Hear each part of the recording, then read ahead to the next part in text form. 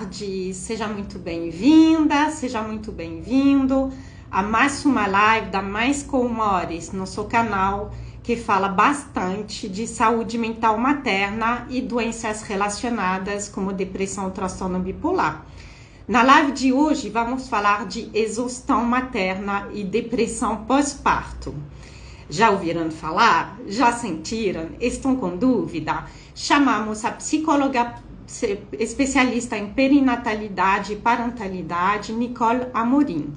Ela é também criadora do movimento Maio Furtacor, que apoia a causa da saúde mental materna.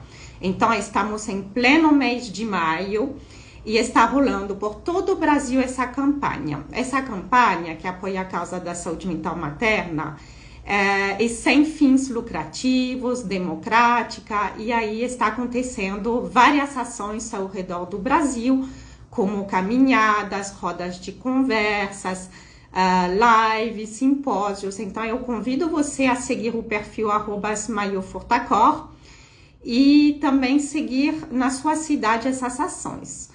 Vamos aguardar a Nicole conectar, se puder, acho que ela entrou, se puder me mandar uma solicitação que ainda não apareceu para mim. Gente, seja muito bem-vinda, muito bem-vindo. Boa tarde. Boa tarde, povo chegando. Boa tarde, tudo bem? boa tarde. Para mim é bom dia, que eu ainda não almocei, então... É, para mim também. Nicole, eu não estou te vendo. De novo, meu Instagram está de sacanagem comigo. Você está Jura? me vendo? Eu te vejo e te escuto muito bem. Ah, então. Pessoal que entrou na live, podem confirmar que vocês estão vendo nós duas?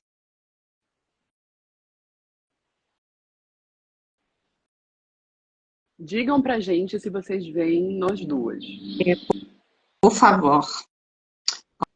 Ó, bem-vindas, mulheres, principalmente mulheres, né, nosso público. Você sabe que a minha avó está assistindo a gente, Ah, ó. Maria de Lourdes. E a minha sogra também, ela entrou. Que bom que apoio familiar é essencial. Ó, elas estão nos vendo, Cris. Tá bom, mas então me diga uma coisa. ser... Você não fica incomodada de não estar se vendo? Não, já estou acostumada, que já acontece, não sei por que algumas vezes eu vejo, outras vezes eu não vejo, mas tudo bem, a gente vai se virando como se fosse uma entrevista às cegas. Então, Nicole, eu quero te dar as boas-vindas.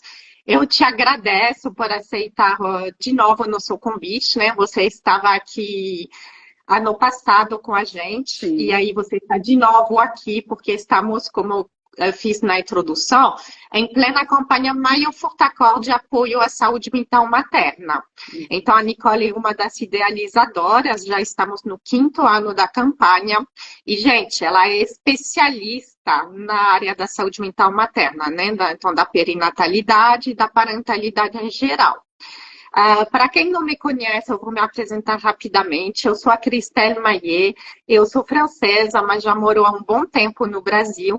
Eu sou a criadora da Mais com Humores, esse canal de divulgação e curadoria de conteúdos e eventos sobre saúde mental materna. Além desse canal no Instagram, onde eu faço bastante post, live, temos também um grupo de apoio que é gratuito e online para mães e futuras mães com depressão e transtorno bipolar. Então, quem tiver interesse, segue o perfil, faça a sua pré-inscrição no link na bio. E hoje eu vou apresentar a Nicole, que gentilmente aceitou o nosso convite. Então, ela é psicóloga clínica, com atuação, como eu falei, em perinatalidade e parentalidade. Ela estudou também na França, gente, meu país. Então, ela possui dupla diplomação pela o que a gente chama da Université Paris-Nord-Sorbonne e também aqui na Universidade Católica de Pernambuco. Ela é especialista em psicóloga da saúde hospitalar, psicanálise, perinatalidade e parentalidade, além de possuir também um outro diploma que se chama Le Psychisme face à la naissance, também da Universidade da Sorbonne, lá na França. Ela é palestrante em temas ligados à saúde mental materna e também escritora, autora do livro Manifesto, um livro de crônicas muito delicioso de ler. Manifesto, o antimanual da maternidade. Então, um título que promete, né? Ela é também, e não menos importante, mãe do Gael, de 6 anos, e da Pilar, que nasceu agora em fevereiro, e como eu falei na introdução, idealizadora da campanha Maio Furtacor, que é esse movimento nacional, essa campanha em prol da saúde mental materna, sem fins lucrativos, democráticas, acontecendo em todo o Brasil. Em todo o Brasil então, e o mundo, né? A gente tem aí ações em diversos países também, então, inclusive na França. Olha só que legal! Eu vou ter que pegar um avião da próxima vez só para ir nas ações na França. Então, estamos juntos, vamos planejar. E hoje vamos falar um pouquinho desse tema que é exaustão materna e depressão pós-parto, e vamos explicar também para vocês o que é o famoso, ou ainda não tão famoso, burnout parental, que ele existe, mas as mulheres não sabem que elas estão passando por isso. Então, para iniciar nossa conversa, eu queria, Nicole, que você contasse um pouquinho da sua vida de mãe. Como foi seu primeiro puerpério, seu segundo puerpério? Porque eu fiquei abismada, assim, fiquei muito tocada, emocionada, quando você me contou que foram 2 puerpérios completamente diferentes e que passando pelo segundo, você se deu conta de algumas coisas do primeiro. Então, conta pra gente como foi o primeiro puerpério e depois o segundo. Então, minha gente, Cris, eu acho bem importante, né, antes de falar de teoria, né, a gente passar por um relato íntimo, pessoal, né, e eu acho que a gente tem muita falta de referências no nosso país, de pessoas e mulheres que compartilhem suas vivências, né, e o lado adoecido da maternidade. Então, eu estou aqui me propondo a contar um pouco para vocês como, enquanto profissional da saúde, só agora, em 2025, sendo mãe há quase 7 anos, eu me dei conta de que eu tive depressão pós-parto lá em 2018, né, quando nasceu meu primeiro filho. Eu tive uma característica muito importante que eu vou linkar com um dado da Associação Internacional de Saúde Mental Perinatal, tá? Eles trouxeram um dado recente que em torno de 70% das mulheres mascaram os seus sintomas depressivos, tá? E eu me incluí nesses 70%, tá? Então, no meu primeiro puerpério, eu sentia coisas muito difíceis de sentir, né? Uma irritabilidade muito grande, uma impaciência, uma vontade de estar fazendo qualquer outra coisa que não fosse, né, cuidando. O cuidar era muito desgastante para mim, sabe? Eu não via aquele amor instantâneo que tanto falavam, né? O instinto materno. Exato. Não via, entrei nessa cilada do instinto materno, como muitas de nós entra.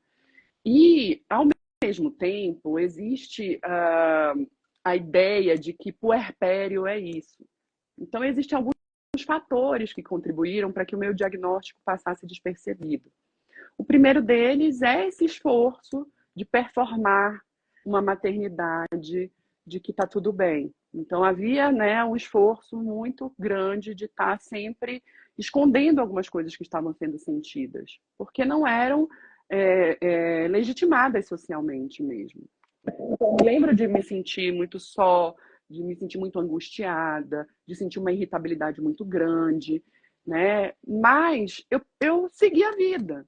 Eu segui, né? Porque a mulher, quando deprime também, tem uma característica, né? Quando não são depressões gravíssimas, né? A mulher, ela segue o baile muitas vezes, só vai, sabe? segue trabalhando, baixa a cabeça exato, e continua, né? Segue funcional, vamos dizer, né? Segue trabalhando, segue cuidando, mas de uma forma muito pesada, tá? Esse é um primeiro ponto que contribuiu para o não diagnóstico. O segundo ponto que contribuiu muito e que eu sempre estou alertando, né, para as minhas pacientes nas redes sociais, e vou falar aqui, é essa ideia errada de que puerpério é um poço de sofrimento, né? Então, é o poço de sofrimento. Todo puerpério é assim mesmo. A mulher chora no puerpério. E aí tem a ideia de que o puerpério dura pelo menos até 2 anos. Então, veja só a cilada, né? A mulher vai se levando, é assim mesmo. Quando a mulher compartilha alguma coisa, as pessoas viram e dizem, é assim mesmo, depois passa, né? A mulher está dizendo, por exemplo, eu não durmo há 4 meses, e todo mundo no entorno vira e diz que é normal mesmo, que bebê não dorme, que vai passar um dia. Então a gente vai se sentindo cada vez menor e cada vez mais silenciada, sem espaço de escuta, né? E é muito vergonhoso para nós mulheres, mães, que é o momento em que a gente deveria estar mais satisfeita e feliz e plena, confidenciar com as pessoas que a experiência está sendo sofrida, né? Quando eu tive meu primeiro filho, em 2018, 17, eu engravidei e tive meu primeiro filho em 2018. Era uma época que nem a área da psicologia perinatal era muito difundida. Havia pouquíssimos cursos, tá? Na época. Aqui em Curitiba, mal se falava, não havia profissionais. Eu não tive uma psicóloga perinatal, né?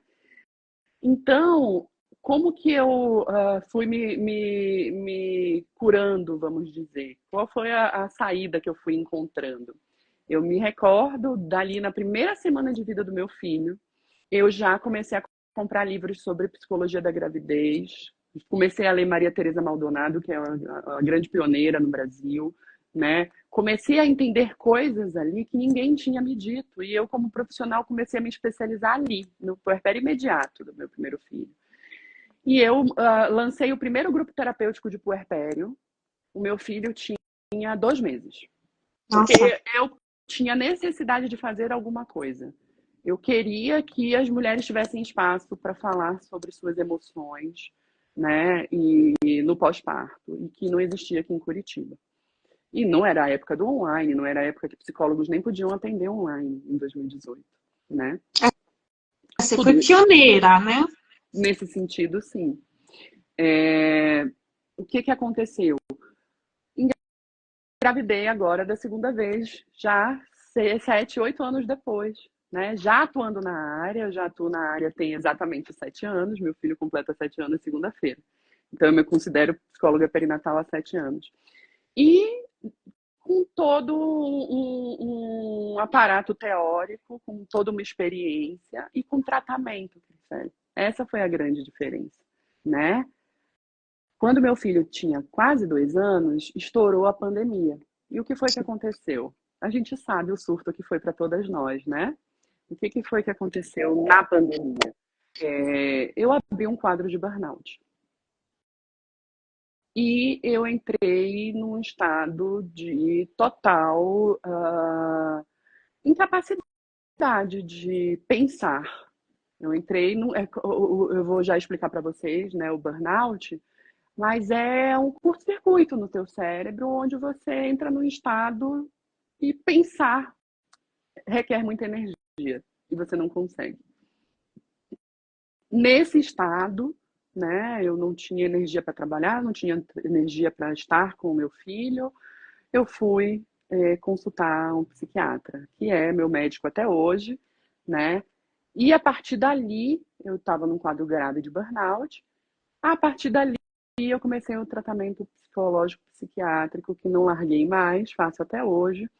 E aí eu descobri com o nascimento da minha filha Pilar, que hoje vai fazer 4 meses, que maternidade não era aquilo. Aquilo era a doença, aquilo era a depressão pós-parto, né? E hoje eu estou podendo viver uma maternidade completamente diferente, curada, né? Com conexão, com entrega. E isso tem sido assim muito revelador para a minha vida pessoal e para a minha experiência como terapeuta de mães, né?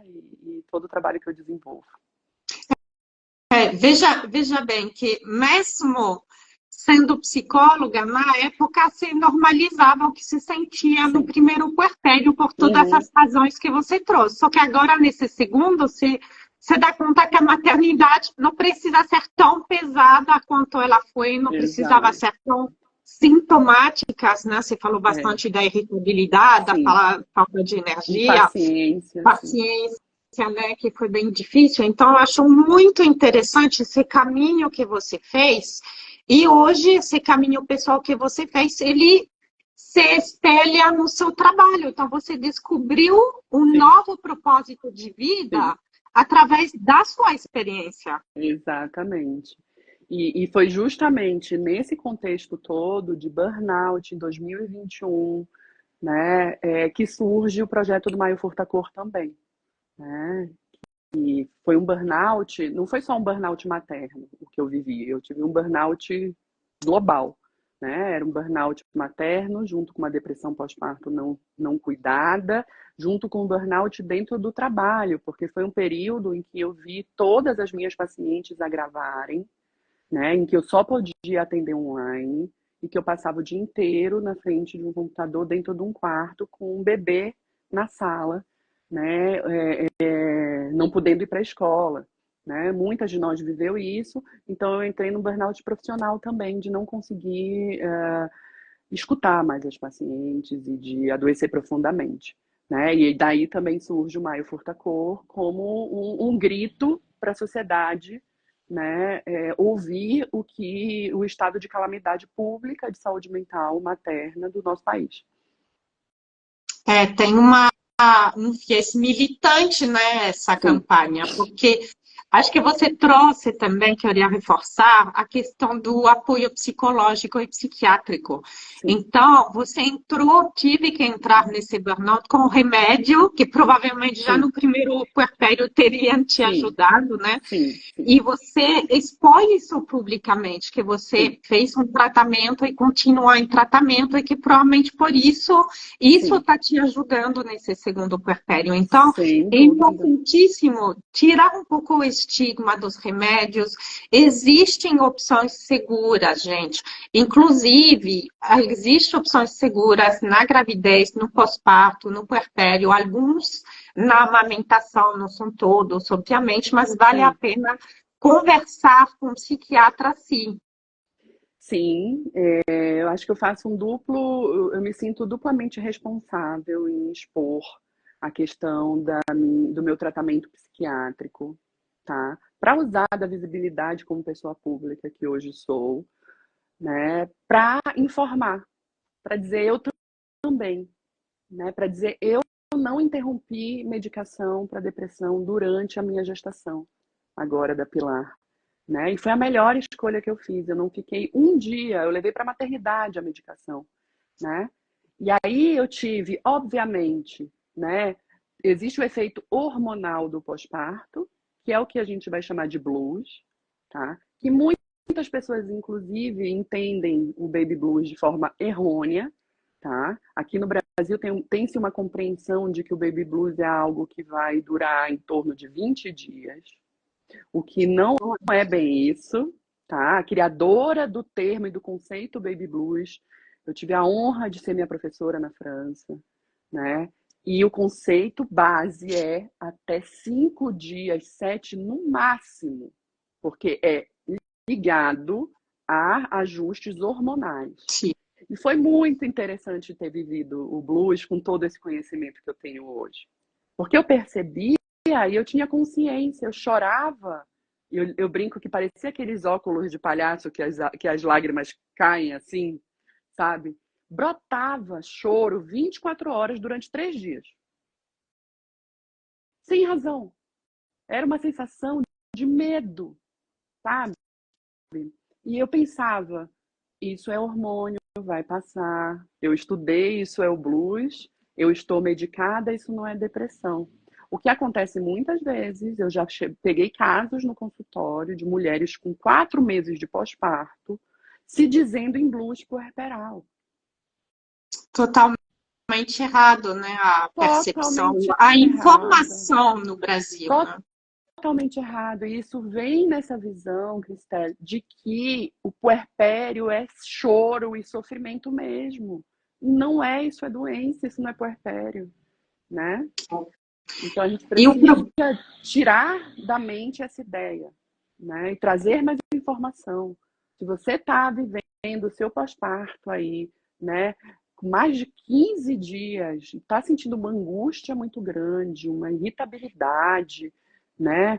Vá buscar a avaliação profissional com quem entende, né? Depressão pós-parto tem tratamento e isso traz aí um ganho de qualidade relacional com o seu bebê no momento em que você mais deseja estar disponível para ele, né? E a sociedade pouco olha essa saúde mental das mães, tanto na própria gravidez, né, que a gente se preocupa com questões físicas e não com as questões mentais e emocionais, e no pós-parto, onde a maioria das pessoas perguntam do bebê, Exato. como o bebê está. Exato. E quem pergunta para a mãe como ela está? Então, eu acho que assim, é importantíssimo essa campanha Maio Fortacó, porque coloca o dedo nessa ferida de que, gente, precisamos perguntar para a mãe como ela está, precisamos diagnosticar e precisamos tratar as mães que estão passando desse limite, num esgotamento profundo, nos sintomas depressivos. E aí, como você falou, tem um viés militante, porque falta atendimento, profissionais preparados para diagnosticar essa mulher. Inclusive no SUS, Sim. né? Acho que você comentou uma vez para mim, numa palestra. Principalmente no SUS. Principalmente no SUS. Nós não temos protocolos de rastreio de depressão pós-parto no SUS. Então, a gente não sabe quais são os índices no Brasil. A gente tem um apagão de dados, né? Então, a imensa maioria das mulheres está sendo assistida pelo SUS e está sendo vista por obstetras, está sendo vista por pediatras e enfermeiros, e ninguém está rastreando essas mulheres, quando os índices são imensos mundialmente. Então, a gente tem aí um apagão de dados e coloca essas mulheres em estado de negligência, né? E, principalmente, isso precisa ser entendido como um aspecto do pré-natal e do acompanhamento no pós-parto, e que a depressão pós-parto não é uma escolha da mulher, tá? Ela tem aí um componente hormonal gigantesco, tá? Uma grande maioria das mulheres vai abrir seu primeiro episódio depressivo ou de bipolaridade ou de transtorno psicose puerperal, tá? Depois, na gravidez e no pós-parto. É o período de maior risco psiquiátrico de uma mulher. É o período da gestação, parto e pós-parto. Só que a gente, no Sistema Único de Saúde, a gente não tem escalas, a gente não tem treinamento de profissional. E é isso que o Maio Furtacô está querendo, né, atingir e conquistar. Com certeza, eu acho assim, parabéns pela iniciativa, parabéns pela luta, e precisamos de mais pessoas que nem você sendo porta-voz, né, dessa causa. Aí você começou a falar de dados, eu queria que você trouxesse um pouquinho mais desse cenário da saúde mental materna para a gente, porque você só não passou por isso, como você especializou nisso, ainda hoje pesquisa o tema. Então, mostra um pouquinho para a gente os dados horríveis que a gente tem no Brasil e em geral no mundo. Veja, alguns deles, por exemplo, né, como eu trouxe no início da live, 70% das mulheres mascaram seus sintomas depressivos. Então, isso quer dizer que 7 a cada 10, tá, está mascarando sintomas depressivos. E isso faz com que o diagnóstico e o tratamento adequado sejam prejudicados, tá? Segunda coisa, a gente tem uma pesquisa recente feita pela Bitumami ano passado, tá? 9 a cada 10 mulheres estão esgotadas no Brasil, 9 a cada 10 mulheres mães estão esgotadas no Brasil. Essa foi a primeira pesquisa que a gente teve com dados brasileiros, né, sobre burnout. E é muito alarmante, 9 a cada 10, gente, 90%. Então, isso quer dizer que a gente está fazendo muito errado. A maternidade está sendo vivida de uma forma muito errada e adoecedora no nosso país, né? Tem uma pesquisa que está em 2022, em São Paulo, que o índice de depressão pós-parto foi registrado em 38,8%, tá? Então, a gente vinha com alguns dados da pesquisa Nascer no Brasil, que dizia pra gente que 1 a cada 4 mulheres apresentavam sintomas depressivos no pós-parto, tá? E aí a gente chega no índice de 25%.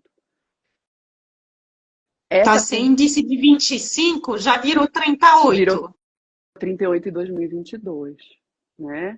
Então, assim, o cenário é muito alarmante no nosso país, tá? A gente precisa de mais gente pesquisando e a gente precisa de mais leis aprovadas que girem em torno da saúde mental materna, né? Mas é alarmante os índices que a gente tem hoje, né, em termos de saúde mental materna no nosso país. E aí é uma pandemia não só no Brasil, como no mundo, né? Não é até nos países mais desenvolvidos, que a gente chama, também o cenário não é muito bonito, né? Não. Na França também, com todo o sistema de saúde, com todos os avanços que se tem, os índices também são similares de 25%, tá?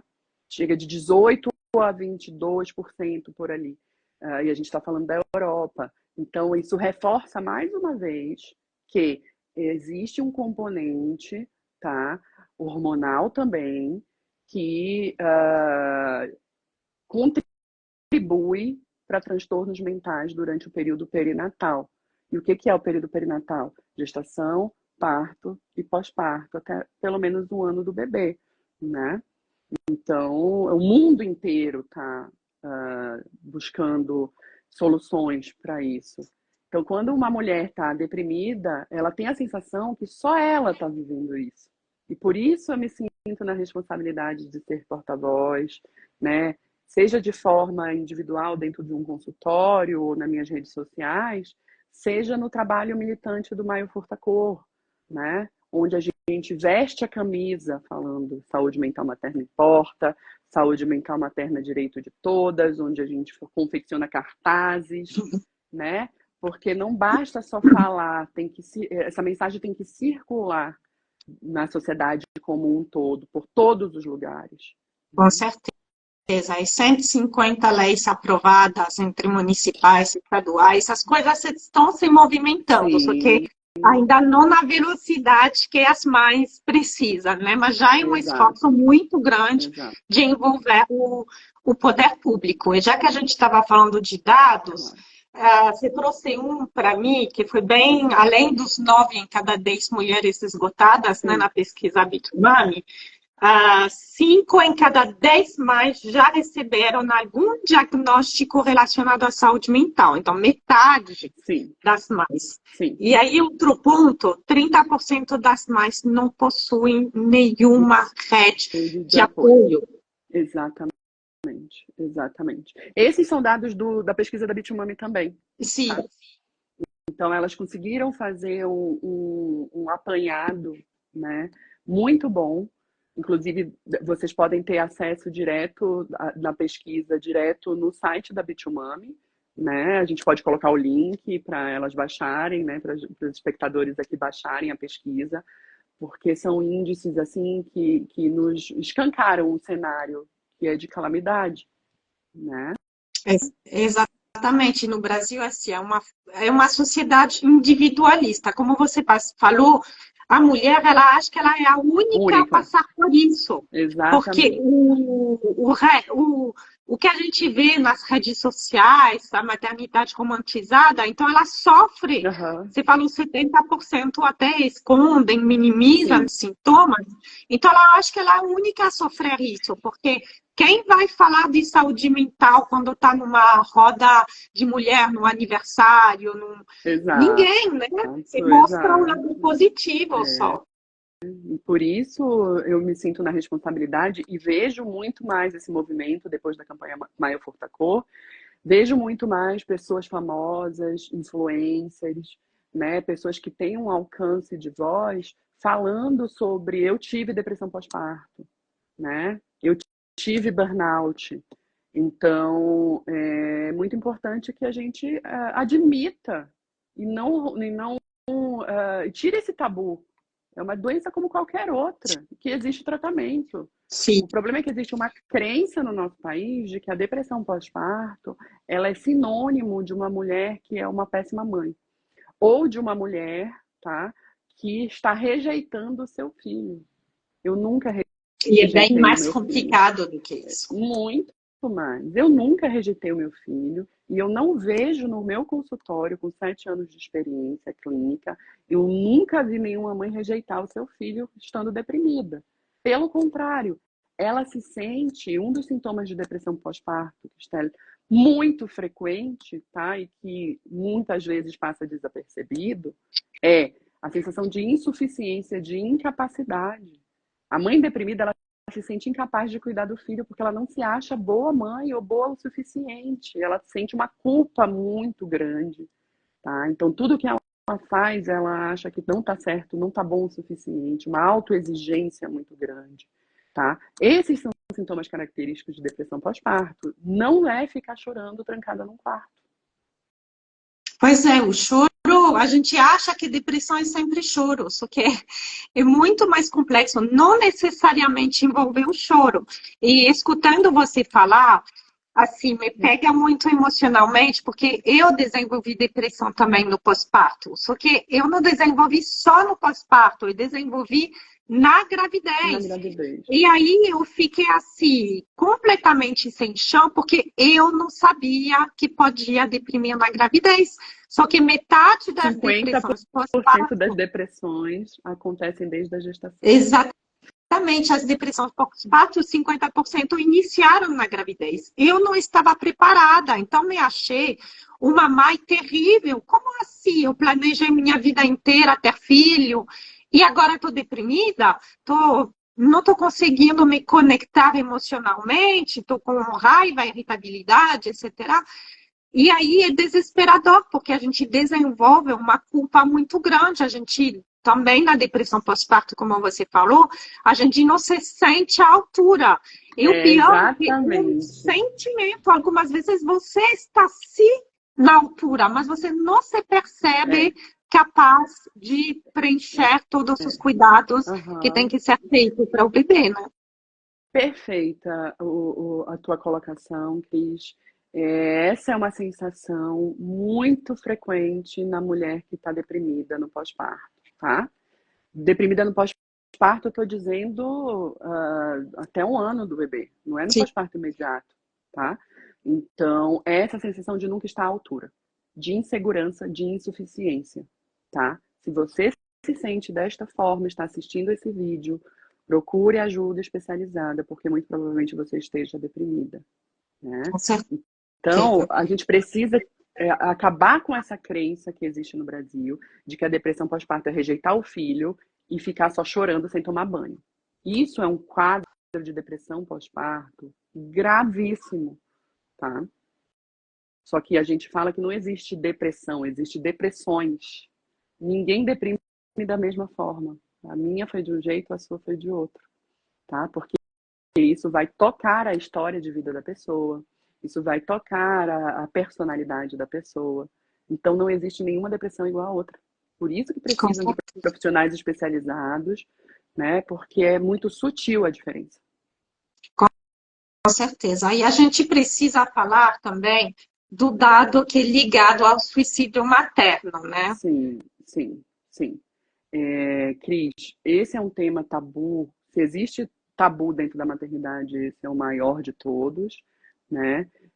A gente tem estudos internacionais que nos mostram que os índices de suicídio materno, tá, chegam a ser equivalentes ou até superiores, tá, do que os índices de morte por hemorragia pós-parto.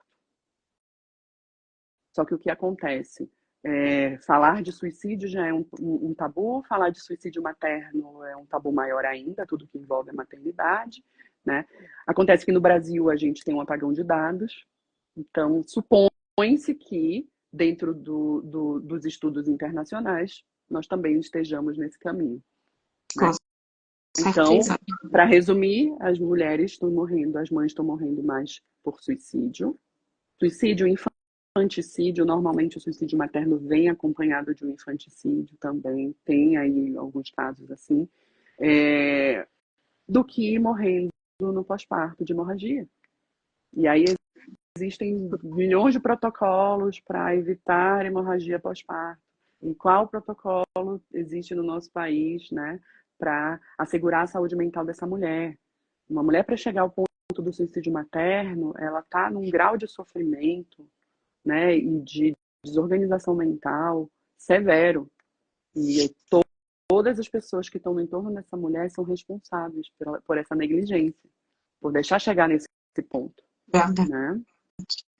E aí, então, eu queria trazer em cima disso um alerta para quem está nos assistindo agora, quem vai nos assistir depois na gravação. Assim, começam a ter pensamentos intrusivos, muito negativos, com teor de morte, começam a ter o que a gente chama ideação suicida. Não fique sozinha, alerta a sua rede de apoio, alerta seu psiquiatra, porque isso é um sintoma de uma doença que não está controlada e que precisa de tratamento sim. Então, eu queria deixar esse alerta, né? E de passar em consulta médica psiquiátrica imediatamente.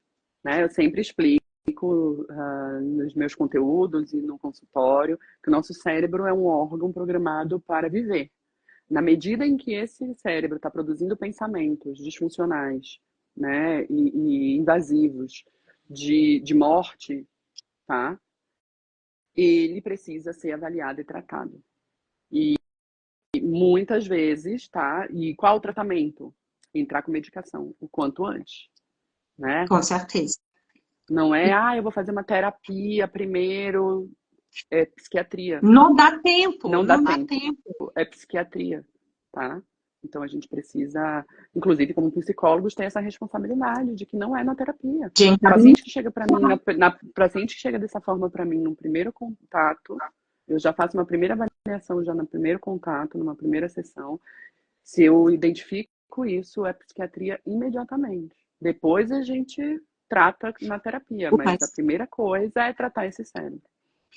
E eu falo disso porque dentro dos grupos de apoio da Mais com Humores vem muitos questionamentos sobre pensamentos intrusivos, sobre ideação suicida. Então, é muito mais frequente do que as pessoas falam, não admitem, enfim, é um tabu enorme, né? Então, saúde mental tem um pouquinho de tabu. Saúde mental das mães é ainda pior, né? É completamente encoberto por tabus.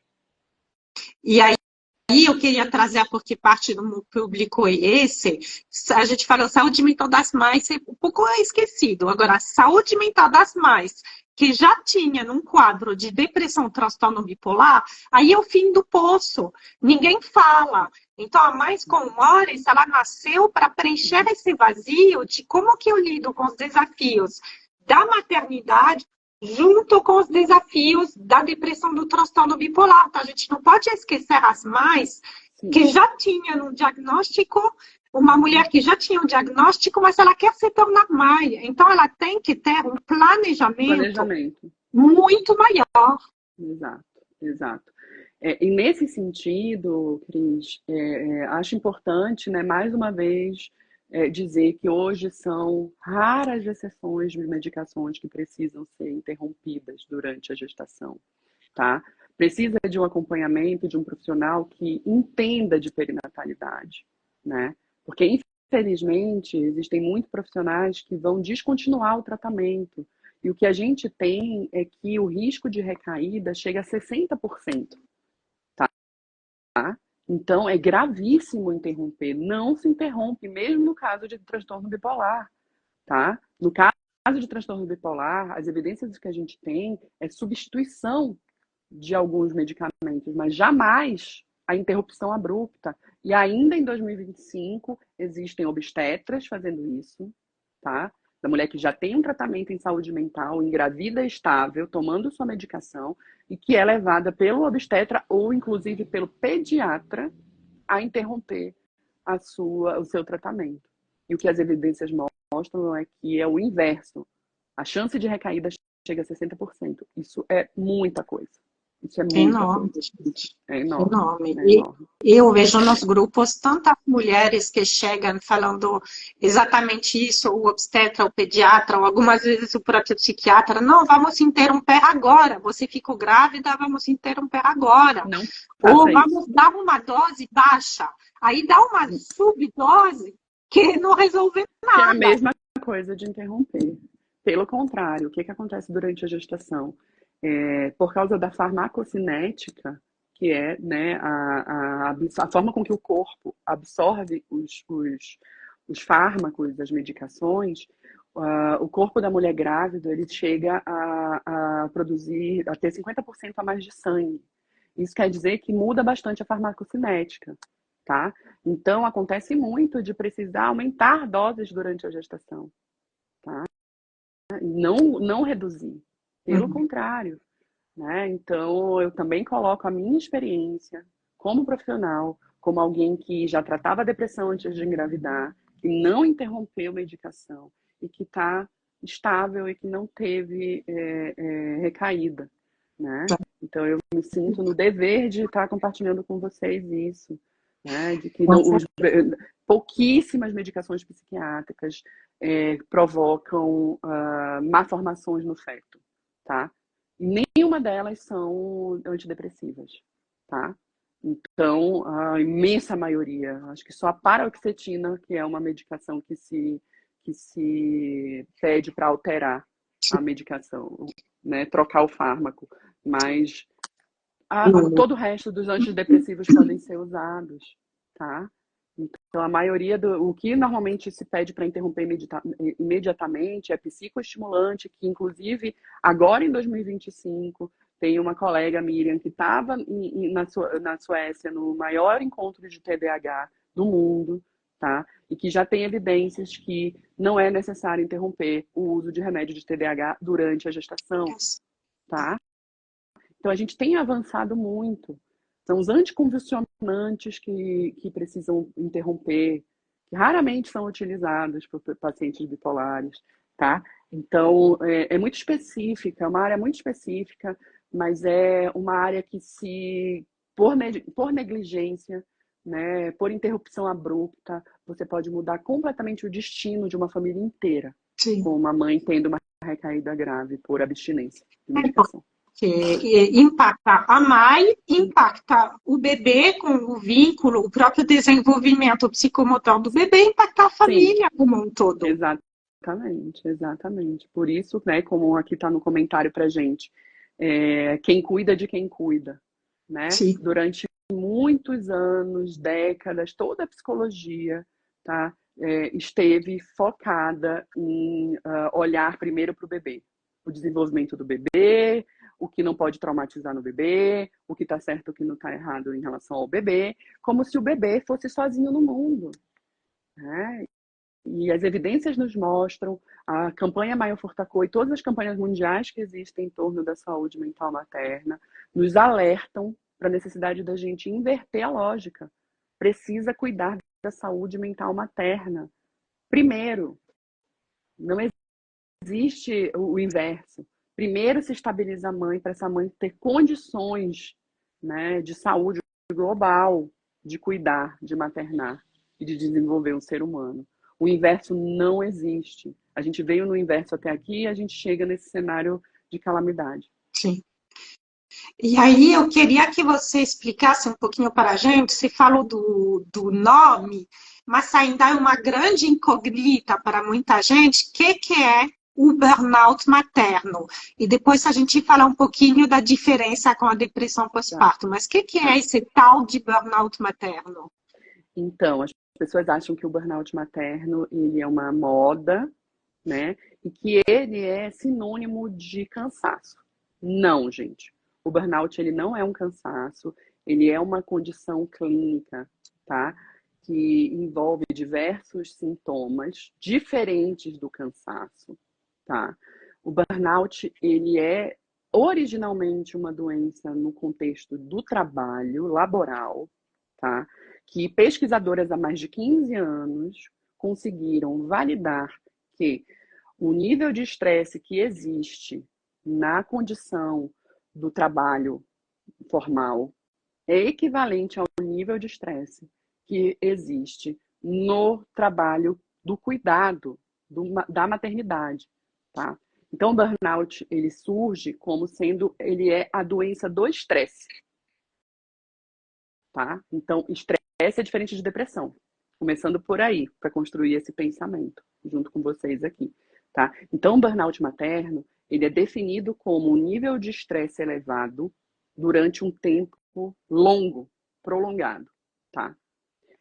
A forma com que a gente vive a maternidade, se é com baixa rede de apoio, se é com crenças disfuncionais de que eu tenho que dar conta de tudo sozinha, numa sociedade individualista, tá? É a receita para o burnout materno, porque essa mulher vai estar exposta a níveis de estresse elevados por tempo muito longo. Quem é mãe sabe que o nível de estresse é elevadíssimo. O que essas pesquisadoras, né, do maior consórcio de pesquisa de burnout do mundo, que fica na Bélgica, elas conseguiram comprovar? Elas conseguiram pegar amostras do couro cabeludo de pais em burnout e fazer um comparativo de pais que não estavam em burnout.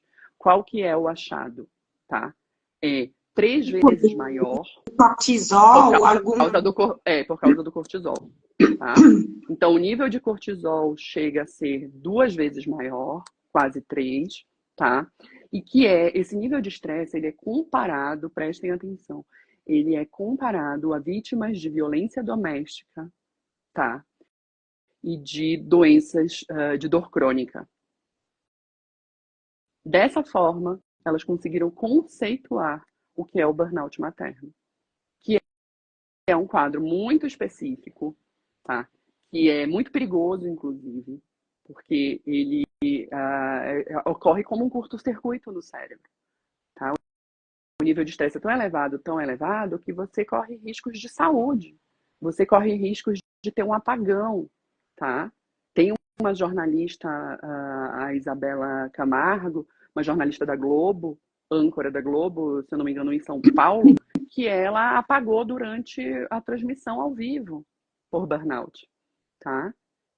Existe o caso muito veiculado em 2023 de uma mãe que teve um lapso de memória, porque o burnout vem com alterações cognitivas, lapsos de memória, você não consegue raciocinar.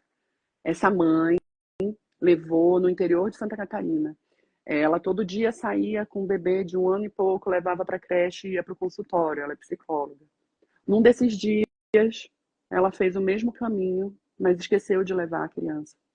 Quando ela voltou 6 horas da tarde na creche, foi buscar a criança, ela voltou correndo, o bebê tinha ido a óbito no dia mais quente, porque ele foi esquecido no carro. Então, quando a gente está falando de burnout, não é cansaço. Burnout dá sinais. Dentre eles, tá? Perda de memória, se bater nos lugares e não lembrar onde foi, esquecer as coisas, dificuldade do raciocínio e do pensamento, tá? Então, o burnout materno, ele é mais grave, inclusive, do que os quadros depressivos. A mãe depressiva, ela se acha incapaz de cuidar do filho, alguém precisa assumir isso, né? Ela está sem energia e ela ainda consegue performar algum cuidado com esse filho. Uma mãe em burnout, ela é muito perigoso porque ela pode se acidentar. Eu já tive caso de paciente que teve um acidente de trânsito vindo para o consultório porque apagou, tá? Tem um caso da jornalista que apagou, tem o caso da mãe que apagou da cabeça dela o filho, tá? E ela não é uma mãe, ela foi desassistida. Ela foi desassistida, ela se desassistiu, né? O relato, inclusive, é tristíssimo, porque ela diz no relato dela, né? Eu sempre deixei para depois, amanhã eu descanso, não é nada, né? Segue o baile, sempre a criança como prioridade. E a mãe esgotada, né? Completamente esgotada, isso, o burnout não é sinônimo de cansaço. É um quadro muito específico, que é muito além do que o cansaço, que traz sintomas aí de alerta, né? E que pode acontecer em qualquer momento da vida. Essa é a diferença também do burnout materno. Você pode ter um filho de 7 anos e entrar num quadro de burnout materno, por exemplo, se ele for uma criança neurodivergente, que tenha muitas demandas, né? Se você for mãe solo, você tem mais risco de desenvolver burnout materno. Então, é muito grave, né? E que, inclusive, pais em burnout parental, eles têm mais, são mais violentos, perdem mais a cabeça, são mais violentos fisicamente, agressão contra a criança, agressão psicológica, violência psicológica, né? Então, você perde o prumo, é muito diferente do quadro de depressão, né? E as pessoas têm um desconhecimento sobre burnout materno, burnout parental, e a gente está vendo um número crescente de casos como esses que eu narrei para vocês aqui. Sim. Então tem sintomas físicos e tem sintomas cognitivos, então, do burnout. Sim, sim. E sintomas relacionais também, tá? Uma mãe em burnout materno, ela há um distanciamento afetivo da criança, né? Você entra no nível de esgotamento e de indisponibilidade para o cuidado. Então, muito diferente, né, da depressão, tá? Então, essa mãe com burnout materno, se chamar ela para ir no cinema, para sair para tomar uma cervejinha com as amigas, para viajar, ela tem energia, ela tem ânimo, ela está, né, disponível, tá? É na maternidade a questão. Essa mãe deprimida, ela tá sem energia e sem desejo e prazer em toda a vida. Tudo. O burnout, não. Ah, Nicole, e acontece deles coexistirem? Sim, tá? Acontece de coexistir. Foi o meu caso, né? Uma depressão pós-parto que não foi cuidada, que eu fui me esgotando, trabalhando, performando. E aí foi um grande burnout, né? Em que eu me sentia exatamente dessa forma como eu digo para vocês aqui, né? De eu não conseguia raciocinar o que vamos comer, não consigo decidir, não consigo pensar, não consigo, né? Então tem uma falha ali no cérebro e as Sim. conexões ficam prejudicadas. E você usou o termo performar. Eu acho muito interessante isso, porque do que você estudou, existe algumas características assim que são predominantes nas mulheres que desenvolvem burnout? Sim. O que as pesquisadoras trazem para a gente é que o traço de personalidade mais frequente em mulheres que desenvolvem burnout materno é o perfeccionismo.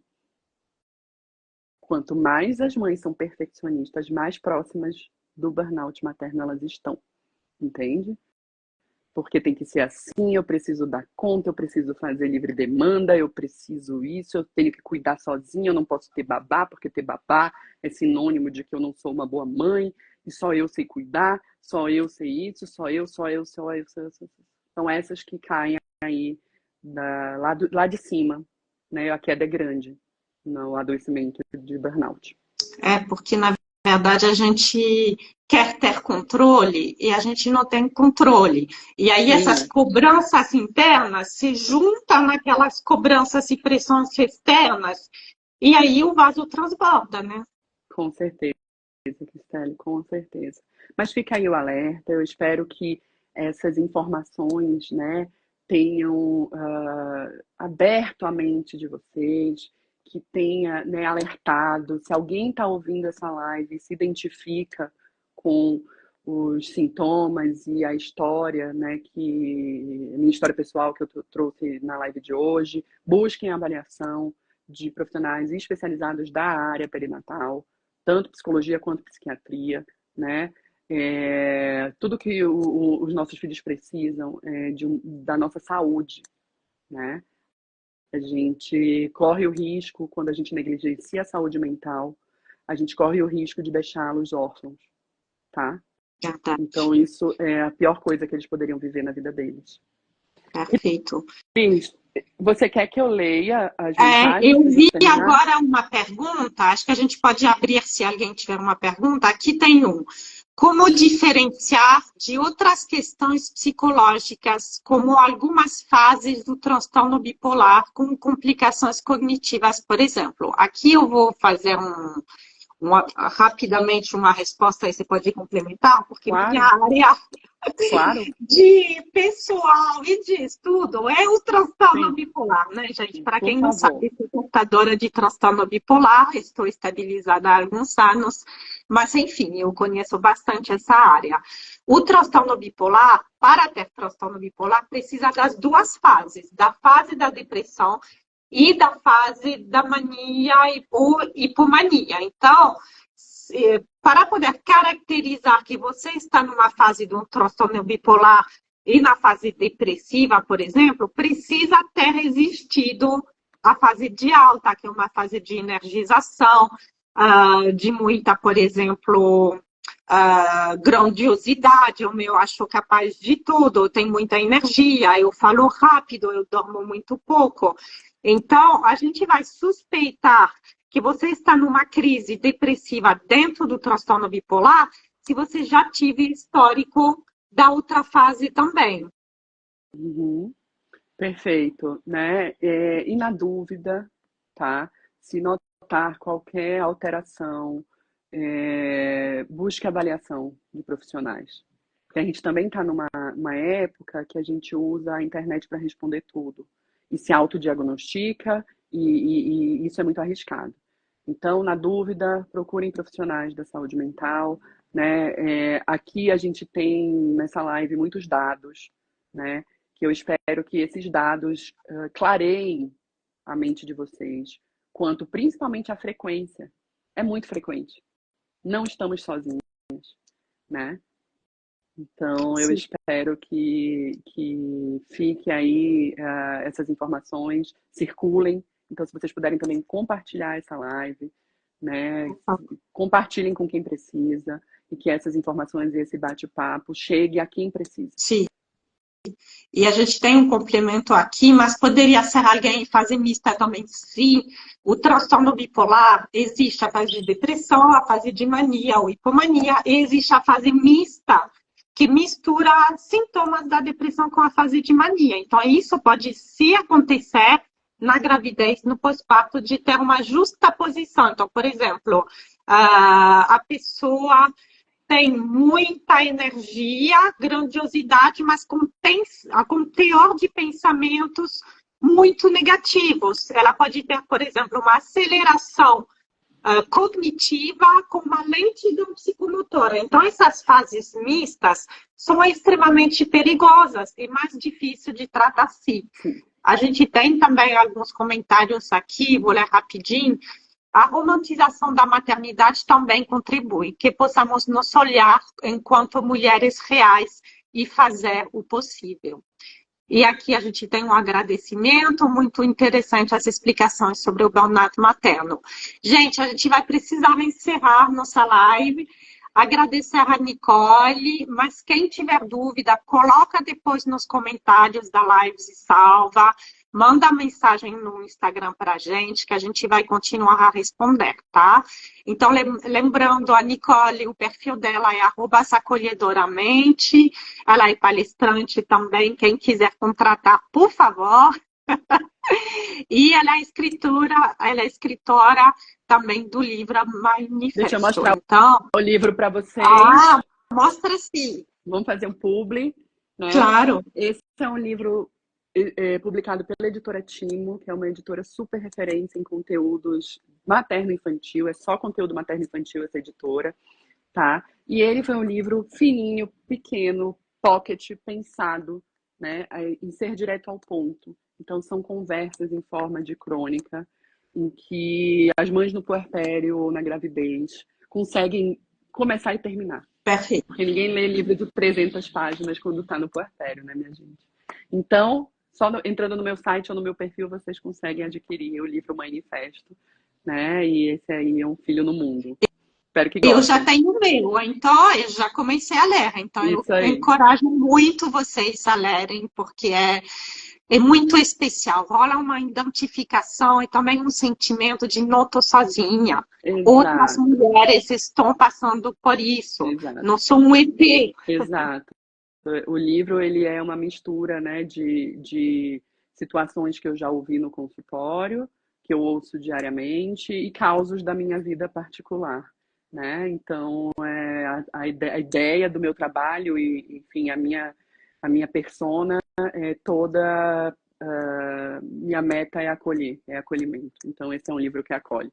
Eu espero que vocês gostem. Tá Perfeito. certo? Cris, E muito quem não obrigada pelo conhecia, convite. quem não conhecia, só vou fechar aqui nosso Claro, trabalho, na Mães com claro. Humores, por favor, seguem o arroba As Mães com Humores, participem para quem tem depressão, transtorno bipolar, EMAI, o Futura Mãe, participe do nosso grupo de apoio. Então, muito obrigada, Nicole, obrigada a quem nos assistiu até agora, obrigada a quem vai nos assistir depois. Mandem suas dúvidas, seus comentários, seus agradecimentos, que a gente vai ficar muito feliz de ler. Muito obrigada pelo espaço, pelo carinho de sempre e até a próxima live. Beijo, Cris. Tchau, tchau, Beijo, gente. gente.